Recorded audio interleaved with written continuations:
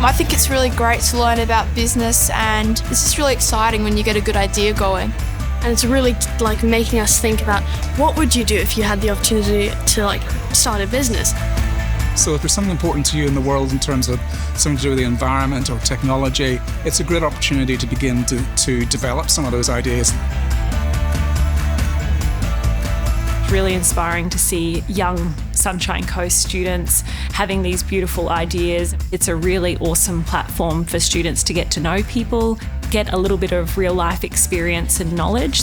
I think if we can help the next generation get ahead of that and actually teaching these skills still in school, we're going to find that they're going to be much more ready to compete on a global scale. This actually provides them an opportunity to do all that and actually develop their soft skills to actually prepare them for their future.